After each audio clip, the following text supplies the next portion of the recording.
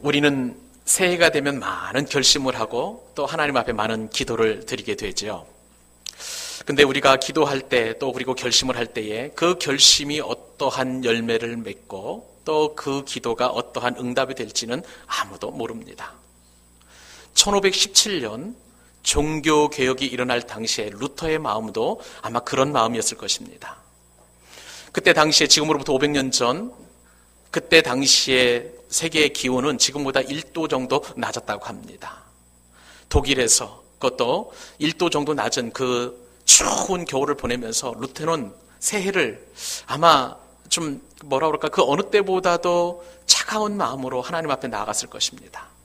새해 기도를 드리면서 루터는 이런 기도를 드리지 않았을까 싶습니다. 주여, 진리를 거스르는 악을 보고도 뒤로 물러서려 하는 저희 연약한 믿음을 불쌍히 여겨 주옵소서. 주 그리스도께서 그리하셨던 것처럼 하늘 영광만을 바라보게 해주시고 십자가의 삶을 살 수 있도록 주여 도와 주옵소서. 주여 두려워하지 않게 하시고 하나님 이 거친 세상에서 내가 승리할 수 있도록 주여 도와주옵소서. 아마 루터는 이런 간절한 기도를 하나님 앞에 드렸을 것입니다.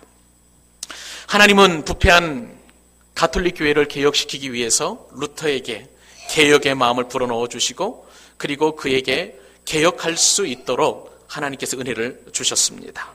그해 10월 31일 루터는 하나님께서 거저 주신 죄 용서의 은혜를 돈으로 환산해서 면죄부를 파는 그러한 가톨릭 교회의 지도자들과 그리고 그 패역한 행태를 꾸짖고 교회를 새롭게 하기 위한 기치를 높이 들게 하였습니다. 그것이 바로 종교개혁이었습니다. 이 종교개혁은 비텐베르그라는 아주 작은 소도시에서 그곳에 있었던 성당에서 99개의 조의 조문을 붙임으로 말미암아 개혁의 깃발이 높이 올라오게 되었습니다.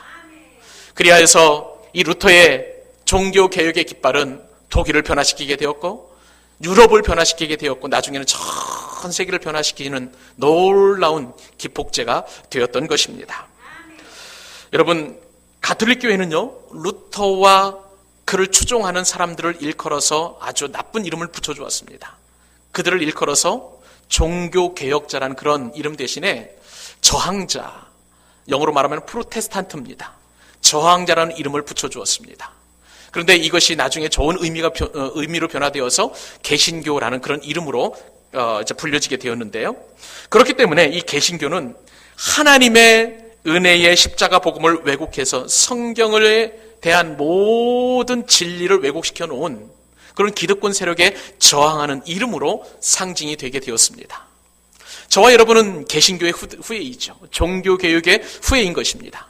그럼 우리는 16세기에 종교개혁의 기치를 높이 들었던 마틴 루터나 혹은 칼빈 목사님과 같이 그렇게 진리 파수에, 진리 수호에 앞장서야 되는 것입니다. 16세기의 종교개혁자들이 높이 그 기치를 올려들었는데 그 구호 가운데 하나가 바로 오직 믿음으로입니다. 오직 믿음이라는 것은 라틴어로 말할 때 솔라피데라고 이렇게 이야기하는데 오직 믿음으로 우리의 모든 삶은 오직 믿음으로 말미암아 이루어졌다는 그런 강력한 구호를 내세우면서 종교개혁의 그러한 기치들이 들불처럼 독일로 그리고 온 유럽으로 퍼지게 되었던 것입니다. 사랑하는 믿음의 교우 여러분, 저와 여러분은 오늘 본문을 통해서 참된 믿음이 무엇인가, 그리고 오직 믿음으로 사는 것이 무엇인가, 어떻게 살아야 믿음으로 사는 것인가를 말씀을 통해서 깨닫게 될 것입니다. 여러분, 오직 믿음으로 돌아가는 것, 그것이 바로 본질로 돌아가는 것임을 믿고 저와 여러분은 정말 종교개혁의 후손답게, 개신교인답게 믿음의 삶을 살 수 있기를 바랍니다. 오늘 말씀을 보니까 예수님께서 갈릴리와 사마리아 사이로 통해서 예루살렘으로 올라가시게 되었습니다. 그런데 동리 밖에 있었던 10명의 나병 환자들이 예수님께서 그 마을을 지나가신다는 소식을 듣고 멀리 서서 소리를 지릅니다. 예수 선생님, 예수 선생님, 우리를 불쌍히 여겨 주옵소서. 그렇게 간절한 목소리로 외치는 것이죠. 그 목소리를 예수님께서 들으시게 되었습니다. 그리고 예수님께서 선포하시죠. 가서 너희들의 몸을 제사장에게 보이라. 이 말씀대로 그 10명의 나병 환자들은 제사장에게 가게 되었습니다. 그런데 놀랍게도요, 제사장에게 가는 도중에 10명의 모든 나병 환자들이 나음을 받는 그런 놀라운 축복을 받게 되는 것이죠. 그런데 이 10명의 나음을 받은 그런 환자들 가운데에 9명은 다 어디로 갔는지 없어지고, 그 가운데 한 사람, 사마리아 사람만 돌아와서 예수님 앞에 감사를 드렸습니다. 그 사람의 믿음을 보시고 예수님께서 선포하십니다. 너에게 구원이 있으리라. 구원까지 선포하시는 것이죠. 내 믿음이 너를 구원하였느니라 라고 말씀해 주신 것입니다. 사랑하는 여러분, 예수님께서 베푸신 이 긍휼에 반드시 보답하고 감사를 드려야 될 것은 바로 유대인들이었습니다. 그런데 정작 그들은 반응을 보이지 않고 예수님을 떠나갔어요. 대신 이방인이라고 불려지는 이 사마리아 사람만 예수님 앞에 나와 납작 엎드려 하나님, 예수님께 경배를 드렸던 것을 볼 수가 있습니다. 이것은 너무나 이상한 일이에요. 9명의 유대인들에게서 예수님을 거부하는 그런 불신을 바라보게 되고, 이방인으로 여겨졌고 구원의 반열에서 떨어져 있는 것만 같은 그렇게 취급을 받았던 이 사마리아 사람 한 사람만 주님 앞에 나와 감사를 드렸다는 것은 우리에게 시사하는 바가 너무나 큽니다. 사랑하는 믿음의 여러분, 믿음은 관념이 아니심을 믿으시기 바랍니다. 지금도 생생하게 살아 역사하시는 하나님의 능력인 것입니다. 저와 여러분은 오늘 이 믿음을 소유해야 될 줄로 믿습니다. 그러므로 오늘 말씀을 통해서 구원에 이르게 하는, 구원의 본질로 돌아가게 하는 그 믿음이 과연 무엇인가? 말씀을 통해서 우리가 세 가지 깊은 영적 원리를 살펴볼 수 있기를 바랍니다. 구원의 본질로 돌아가게 하는 그 믿음이 무엇일까요? 첫 번째, 그럼에도 불구하고 예수님께 나아가 부르짖는 믿음이라는 것입니다. 그럼에도 불구하고 누구에게 나갑니까? 예수님께 나아가 부르짖는 믿음이 바로 구원의 본질을 회복시키는 그런 믿음이라는 것이죠. 다시 한번 말씀을 드립니다. 예수님께서 지금 예루살렘으로 가시기 위해서 사마리아와 갈릴리 사이를 걸어가시게 되었습니다. 그때 한 마을로 들어갈 때쯤 동리 밖에 있었던 10명의 사람들이 소리를 높여 부르짖습니다. 예수 선생님, 예수 선생님, 우리를 불쌍히 여겨 주옵소서. 그들은요, 일반 사람들에게 가까이 갈 수 없는 그런 사람들이었습니다. 그렇기 때문에 멀리 서서 지나가시는 예수님 일행을 보고 예수님 앞에 우리를 불쌍히 여겨달라고 간절하게 큰 목소리로 부르짖게 된 것이죠. 만약에요, 누군가가 예고 없이 그 나병 환자들 가운데 가까이 오게 되면 그들은 이렇게 외쳐야 됩니다. 나는 부정하다, 나는 부정하다. 그렇게 외쳐야 되는 거예요. 이것은 이미 오래전에 율법에 그렇게 하도록 규정이 되어 있었기 때문에 그렇습니다. 레위기 말씀 13장 45절 46절에 따르면 그들이 이렇게 하도록 이미 율법에 규정이 되어 있었습니다. 나병 환자는 옷을 찢고 머리를 풀며 윈 입술을 가리고 외치기를 부정하다, 부정하다 할 것이요, 병 있는 날 동안은 늘 부정할 것이라. 그가 부정한 즉 혼자 살되 진영 밖에서 살지니라. 여러분, 나병이 도대체 어떤 병이길래 이처럼 머리를 풀어야 되고 옷을 찢어야 되고 윗입술을 가리고 부정하다 외쳐야 되는 그런 된다는 말입니까? 그리고 왜 그들은 그 진영 밖에서, 성 밖에서 혼자 이렇게 기거하도록 그렇게 율법에 규정이 되어 있다는 말입니까? 여러분요, 나병은요, 일종의 지독한 피부병입니다. 과거에는 이 나병을 문둥병이라 기록을 했고요, 또 요즘은 다른 말로 한센병이라고 보통 이야기를 하는데, 이 유대인들은 이 문둥병이나 나병에 걸린 사람들을 하나님의 심판을 받은, 저주를 받은 증거라고 보았기 때문에 그들을 부정하다고 여겼습니다. 그렇기 때문에 이 유대 공동체 안에서, 이스라엘 공동체 안에서 나병에 걸리면 가족을 떠날 수밖에 없는 거예요. 그뿐만이 아닙니다. 직장도 떠나야 되고, 친척도 떠나야 되고, 친구도 떠나야 되고, 그리고 그 공동체 안에서 반드시 격리되어야만 했었습니다. 그런데 그렇기 때문에 제가 이제 이 한센병이라는 것을 영어를 성경을 보니까 레퍼라는 L-E-P-E-R, 레퍼라는 단어로 쓰는데, 레퍼라는 뜻이 한센병을 의미하지만 이것이 의미가 확장이 되어서 세상에서 버림받은 사람이라는 그런 뜻까지 확장되어 있더라고요. 왜 그러냐면 말씀을 드린 대로 나병에 걸리면 반드시 동리 밖으로 격리되어서 혼자 살아갈 수밖에 없었기 때문에 그렇습니다. 이처럼 나병에 걸린 환자들을 격리시키는 것은 왕이라고 해서 예외될 게 아니에요. 구약 성경에 보면 남유다의 그때 왕이 바로 우시야 왕입니다. 근데 이 우시야 왕이 어느 날 교만하여져서 하나님 앞에 자기 스스로 제사를 드리려고 그랬어요. 그래가지고 향로를 두 손으로 잡았는데 그때에 분향하려다가 나병에 걸리게 되었고, 그래서 이 우시야는 그 성소에서 급격하게 쫓겨나가지고 그리고 별궁에 혼자 격리되며 살다가 죽게 되었습니다. 나병은요, 누구도 예외가 될 수가 없었던 것이죠. 그리고 랍비 지침에 따르면은 이 나병 환자는 정상인으로부터 항상 100걸음 이상씩 길게 거리를 유지해야만 했었습니다. 왜냐하면 이 부정한 사람들은 일반 사람들이 만나게 되면 항상 돌을 던져가지고 죽이려 했기 때문에 100걸음 정도 이상 정도 멀리 떨어져 있어야 그들은 삶을 유지할 수 있었던 것이죠.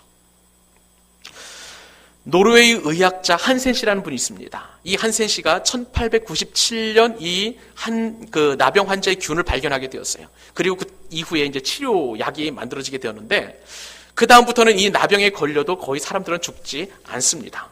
그런데 이 나병의 아주 독특한 특징 가운데 하나가 인간의 모든 말초 신경들을 다 끊어버리는 거예요. 말초 신경의 어떤 자극을 다 없애버리는 그런 특징을 가지고 있습니다. 그러다 보니까 이 사람들은 머리카락이 빠지기도 하고, 또 손가락이 닳기도 하고, 또 그 다음에 귀가 떨어져 나가고, 또 그 다음에 코가 이렇게 문드러져도 그 사람들은 아픈 줄을 모르는 거예요. 정말 끔찍한 질병이 바로 이 나병입니다.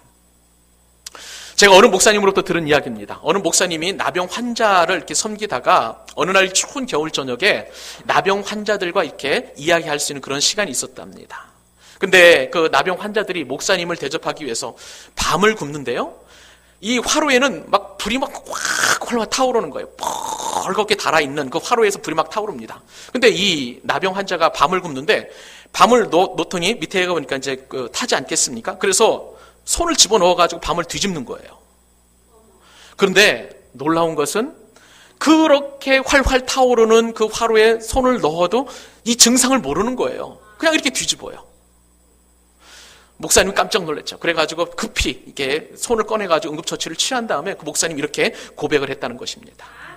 우리가 고통당할 때에 아픔을 느끼는 것도 참 감사한 일이다. 사랑하는 여러분, 우리가 고통을 당해서 마음이 아프고 육신이 아프다는 것은 정말 감사한 일이에요. 고통을 느낄 수 있기 때문에 그런 것이죠. 나병 환자의 진정한 고통이 무엇인지 아십니까?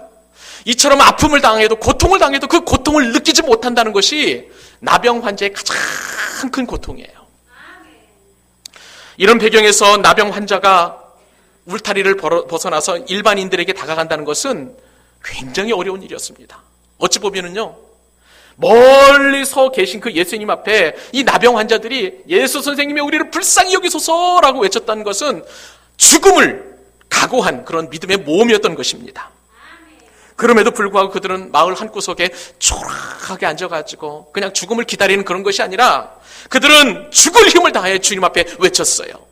예수 선생님, 예수 선생님, 나를 불쌍히 여겨주옵소서.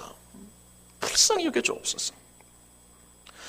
여러분, 생각을 해보세요. 나병 환자들이 예수님께 외칠 수 있는 것은 그들이 할 수 있는 일의 전부였던 것입니다. 부르짖음으로 말미암아 자신의 존재를 예수님 앞에 이렇게 알린 거예요. 평소 그들은 부정한 자로 낙인 찍혔기 때문에 공동체에 들어올 수도 없었고 성전에 나아가 마음껏 하나님 앞에 예배할 수도 없는 그런 부정한 사람들이었어요. 그런데 멀리 서서 지나가는 예수님한테 소리를 높여든 거예요. 오직 예수님께만 절대 믿음을 가지고 나갔던 것입니다. 사랑하는 여러분, 우리 인생에서도 여러 가지 나병이 있을 수가 있어요. 영혼의 나병, 육신의 나병, 재정적인 나병, 우리 진로에 대한 불투명한 나병들, 수많은 인생의 나병들이 많이 있어요. 여러분, 그럴 때 어찌 하셔야 되겠습니까? 사랑하는 여러분, 오늘 본문에서 등장하는 10명의 그 나병 환자들처럼 오직 예수님께만 그 나병 치유의 역사와 권능이 있음을 믿으시고 주님 앞에만 나가실 수 있기를 바랍니다. 주님, 우리를 불쌍히 여겨 주옵소서. 이 문제에서 나를 구원하여 주옵소서. 그렇게 오직 주님 앞에 나아갈 때에 주님께서 우리를 불쌍히 여겨주시는 거예요. 우리의 환경이 어찌하든지 간에, 우리의 형편이 어찌하든지 간에, 그럼에도 불구하고 오직 예수님 앞에 나아가 간절하게 부르짖는 저와 여러분 될 수 있기를 바랍니다. 이 믿음이 바로 우리 구원의 본질이에요. 그 믿음을 회복하실 수 있기를 바랍니다. 구원의 본질로 돌아가게 하는 믿음 두 번째 원리입니다. 그것은 그럼에도 불구하고 예수님 말씀에 순종하는 믿음이에요. 그럼에도 불구하고 무엇에 순종해야 되는 것입니까? 예수님 말씀에. 여러분, 나병 환자들이 생존을 위해 살 수 있는 일이 딱 한 가지였다고 말씀을 드렸어요. 예수 선생님, 우리를 불쌍히 여겨 주옵소서. 우리를 긍휼히 여겨 주옵소서. 멀찌감치 서서 외칠 수밖에 없었습니다. 자비를 구하시는 그들의 외침에 대하여 예수님께서 멸시하지 않으셨습니다. 외면하지 않으셨어요. 그들의 소리를 다 들으셨어요. 그리고 주님께서 말씀하여 주셨습니다. 이렇게 말씀해 주셨습니다. 14절 말씀. 보시고 이르시되 가서 제사장들에게 너희 몸을 보이라 하셨더니 그들이 가다가 깨끗함을 받은지라. 여러분, 이 말씀 잘 보세요. 여러분, 예수님께서 그들의 부르짖음을 보셨어요. 그리고 나서 말씀하셨습니다. 가서 제사장들에게 너희 몸을 보이라. 이 말씀에 따르면 나병 환자들이 지금 당장 나은 게 아니에요. 이 상태라면 그들은 가는 도중에 그들은 돌에 맞아 죽을 수밖에 없었던 것입니다. 생명의 위협을 느낄 수밖에 없는 상황이에요. 그러나 그럼에도 불구하고 그들은 자신들의 몸을 제사장에게 보이기 위하여 발걸음을 내디뎠습니다. 레위기 14장의 정결법에 따르면요, 나병에서 나은 사람만이 제사장에 갈 수가 있습니다. 그래서 그 제사장에 가면 제사장은 그 나병이 나은 그것을 확인을 하고 그리고 또 하나님 앞에 제물을 드린 이후에 가정이나 혹은 공동체로 돌아갈 수 있었습니다. 이게 율법이에요. 근데 오늘 말씀에 따르면 율법이 아니라 예수님께서 말씀하시니까 아직 병이 낫기도 전에 그렇게 제사장에게 나아간 거예요. 액면 그대로 예수님의 말씀에 순종하였던 것입니다. 사랑하는 믿음의 교우 여러분, 주님의 말씀을 굳게 믿고 순종하다 나아가니 그때서야 그들은 병이 낫게 된 것입니다. 이것이 바로 진정한 믿음이에요. 그럼에도 불구하고 예수님 말씀에 순종했던 그 믿음을 통하여 주님께서는 기적을 베풀어 주신 것입니다. 사랑하는 믿음의 교우 여러분, 우리가 믿을 수 있는 것을 믿고 그리고 눈에 보이는 것을 믿는 것은 불신자도 하는 일이에요. 그러나 인간의 판단과 이성과 경험으로는 도저히 납득할 수 없는 그것이라 할지라도 주님이 말씀하시는 대로 가라 하면 가는 것이 바로 온전한 믿음인 줄로 믿습니다. 오늘 말씀에 따르면 예수님께서 가서 제사장들에게 너희 몸을 보이라, 그렇게 말씀하셨을 때에 나병 환자들은 그대로 갔어요. 놀라운 것은요, 그들은 예수님 앞에 율법의 근거를 대고 말씀하지 않으셨습니다. 예수님, 아무리 가라고 말씀하시지만 율법에 따르면 이미 나아야 제사장에 갈 수가 있는데 병이 낫기도 전에 가라 하는 것은 무슨 말씀입니까? 이렇게 따지지 않았다는 거예요. 판단도 하지 않았어요. 그리고 의심도 하지 않았어요. 그대로 주님 말씀을 믿고 제사장에 가는 도중에 그들의 질병이 낫게 된 것입니다. 사랑하는 여러분, 바로 이것이 우리에게 요구하시는, 주님께서 우리에게 요구하시는 참된 믿음인 거예요. 치유라는 것은 믿음의 결과인 줄로 믿습니다. 순종은 믿음의 행동이에요. 그러므로 믿음은 절대 명사가 아니라 동사인 줄 여러분 믿으시기 바랍니다. 오직 믿음으로, 오직 믿음으로. 그것은 바로 말씀에 순종하는 본질로 돌아가는 것이에요. 주의 말씀에 액면 그대로 순종하는 것이 바로 본질로 돌아가는 것입니다. 이 자리에 계신 모든 믿음의 교우들을 축복하고 싶습니다. 참된 믿음을 가지고 주께서 말씀하시면 그럼에도 불구하고 그 말씀에 순종하여 기적을 경험하는 우리 믿음의 교우들 될 수 있기를 주님의 이름으로 축복합니다. 마지막 세 번째 원리입니다. 구원의 본질로 돌아가게 하는 세 번째 원리, 그럼에도 불구하고 예수님께 돌아와 감사하는 믿음이라는 사실입니다. 예수님께 돌아와 감사하는 믿음. 여러분, 10명의 모든 나병 환자들은 나음을 받게 되었습니다. 그 가운데 9명은 유대인이었고 단 한 사람만 사마리아인이었던 것입니다. 그런데 선민의식으로 똘똘 뭉쳐져 있고 그리고 자기들만 하나님을 사랑하고 하나님의 백성이라고 자부하던 이 9명의 유대인들은 예수님께 나와 감사하지 않았던 것입니다. 그러나 사마리아 사람만은 달랐어요. 그들은 차별받고 억압받는 사람들이었습니다. 이 사마리아 사람이 만들어지게 된 배경은 구약으로 넘어갑니다. 구약 성경에 보면 남북 이스라엘이 나눠지던 그런 시기가 있었어요. 솔로몬이 죽고 난 이후에 이제 북이스라엘 왕국 가운데 이제 나뉘어져서 그곳에서 이제 북이스라엘 왕국이 만들어지는데, 나중에 북이스라엘 왕국이 멸망할 때쯤 되어서 아수르라는 거대한 제국이 북이스라엘을 침공하는 그런 시기가 있었습니다. 근데 이 아수르라는 민족이요, 아주 잔혹하게 이를 데가 없습니다. 그들이 가지고 있었던 어떤 전쟁 철학 가운데 하나는 무엇이냐면, 자신들의 어떤 그 효력을 번성시키기 위해서 피정복지대, 정복하면 그곳에 모든 여성들을 겁탈을 하는 거예요. 그리고 자신들의 씨를 뿌리는 거예요. 그러니 이 아수르에게 멸망당한 이 북이스라엘 사람들에게도 이러한 이방인들의 피가 섞이게 되었습니다. 남쪽 유대인들의 입장에서 보면 이것은 굉장히 부정한 일이었어요. 그렇기 때문에 남쪽 유대인들의 입장에서 이 사람들을 항상 사마리아인이라고 하면서 굉장히 멸시하고 천대하였습니다. 얼마만큼 천대를 하게 되었냐면, 예수님 시대에 예수님께서 제 사역을 하실 때도 보면 성경에 간간히 그런 표현이 나와 있습니다. 갈릴리 호수에서 남쪽 예루살렘으로 내려올 때까지 직선으로 내려오면 가장 빠른 길인데, 이 가운데에 사마리아 지역이 있거든요. 그래서 유대인들은 그 사마리아 사람들 보기만 해도 부정하다고 여겨서 그래서 항상 그게 뺑 둘러다녔습니다. 그게 유대인들의 그 정신이었어요. 이 사마리아 사람들이 얼마나 멸시를 받았냐면, 우리 조선시대에 보면은요, 여러분, 양반하고 상놈의 개념을 생각하시면 되겠습니다. 상놈이라면 얼마나 멸시의 그런 대상이었습니까? 멸시받는 대상이었어요, 상놈들이. 그런데 그때 당시에 유대인들의 입장에서 봤을 때에 이 사마리아 사람들이 받는 멸시는 조선시대의 상놈이 받는 서름하고는 차원이 다른 거예요. 상종도 하지 않았어요. 그만큼 멸시받고 천대받는 그런 사람이었는데, 오늘 본문에 보니까 이 사마리아인만 예수님께 돌아와서 감사를 드렸다는 것입니다. 그것이 말씀이 바로 15절, 16절 말씀인데, 우리 한 목소리 함께 읽어보도록 하십시다. 그 중에 한 사람이, 시작. 그 중에 한 사람이 자기가 낳은 것을 보고 큰 소리로 하나님께 영광을 돌리며 돌아와 예수의 발 아래 엎드려 감사하니 그는 어떤 사람이에요? 사마리아 사람이라. 사마리아 사람이라 분명히 나와 있습니다. 여러분, 10명 모두가 다 낫는 징후가 보이기 전에 참으로 제사장에게 간 것은 굉장히 귀한 일이에요. 그렇기 때문에 주님께서 그 믿음을 보시고 그들을 치료해 주신 것 아니겠습니까? 그리고 또 그 가운데에 한 명이 돌아와서 주님 앞에 감사한 것도 정말 좋은 일입니다.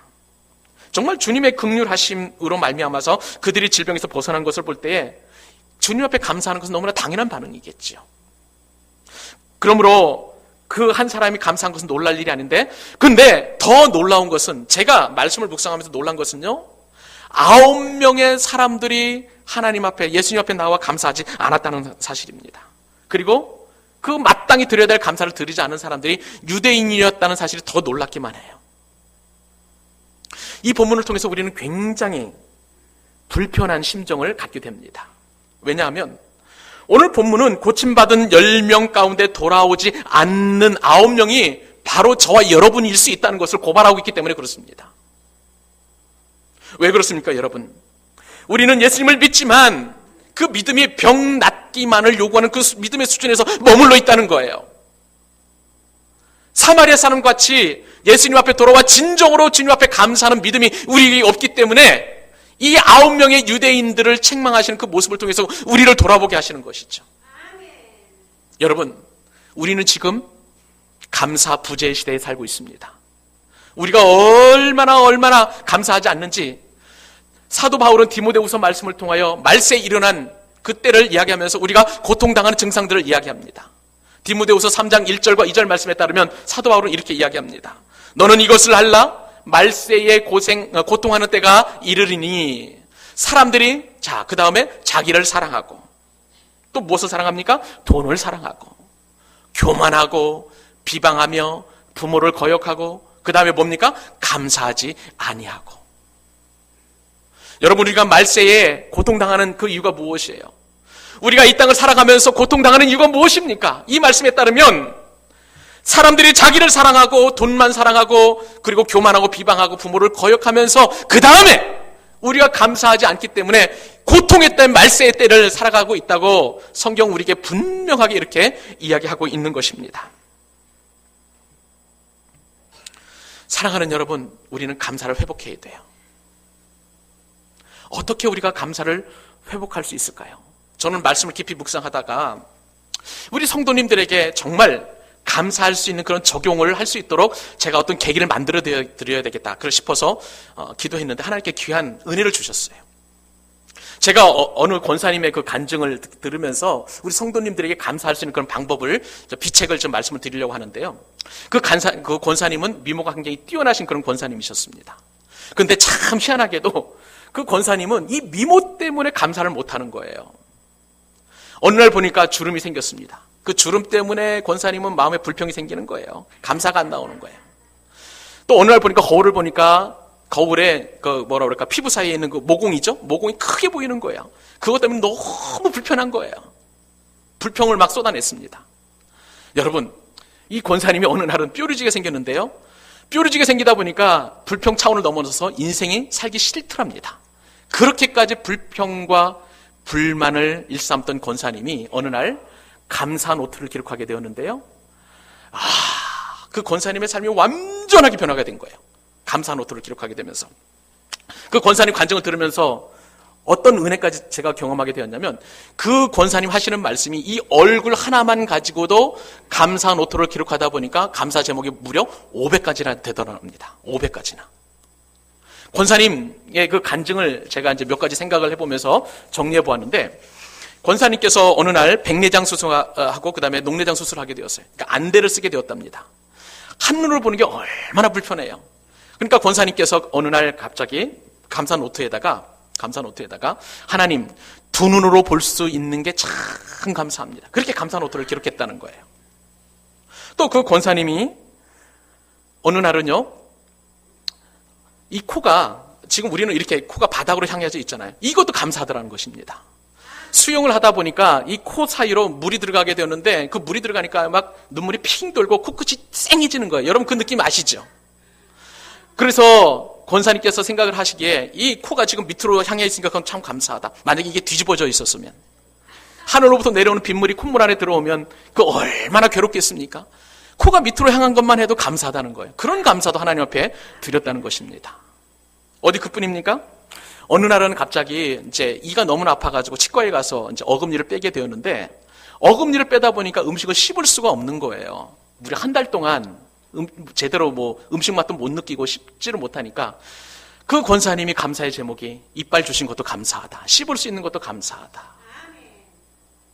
또 그 권사님이 어느 날은 신방을 가셨는데 폐암 환자의 그 환우를 신방하러 갔답니다. 그런데 이 폐암 환자는 굉장히 힘든 게 뭐냐면은, 우리는 그냥 자연스럽게 호흡을 하는데 이 폐암 환자는 숨 한 번 쉬기가 그렇게 어렵답니다.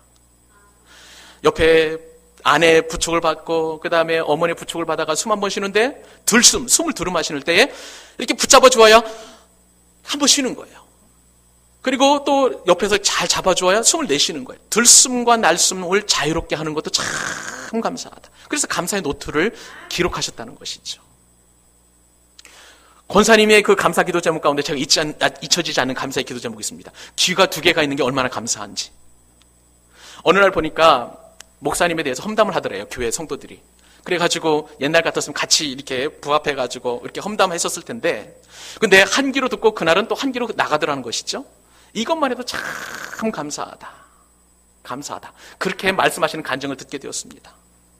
사랑하는 여러분, 이 감사의 노트를 기록하는 것은요, 우리의 영혼의 나병을 치료하는 일입니다.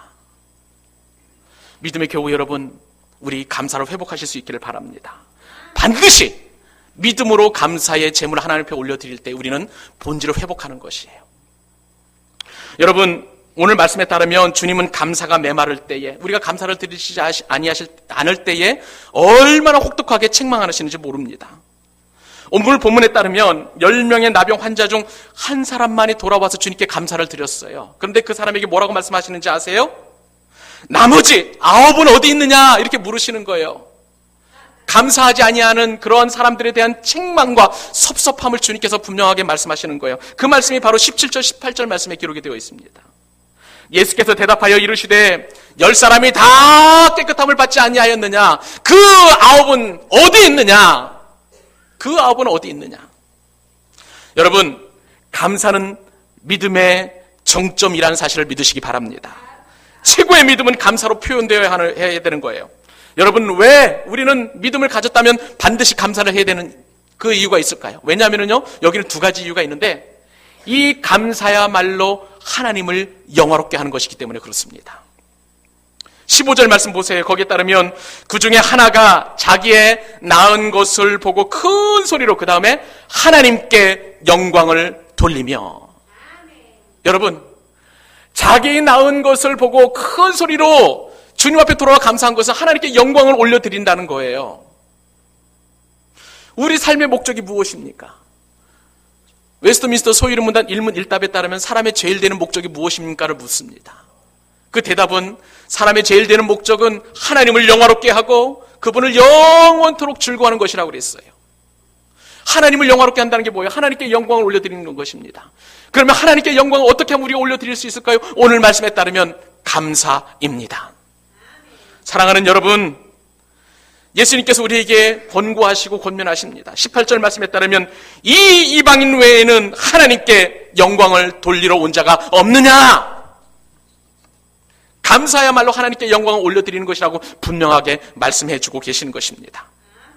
여러분, 감사는요, 지상에서 부르는 그 어떤 노래보다도 가장 아름답고 가장 귀한 영혼의 찬양인 줄로 믿습니다. 그 감사야말로 하나님께 영광을 올려드린다는 것이죠. 새해에는 저와 여러분 모두가 다 하나님 앞에 감사를 드리는, 하나님께 영광을 올려드리는 삶을 살 수 있기를 바랍니다. 그리고 감사를 왜 하나님께 반드시 드려야 될까요? 여기에는 구원이 선포되기 때문에 그래요. 오늘 말씀에 따르면 19절 말씀 보십시다.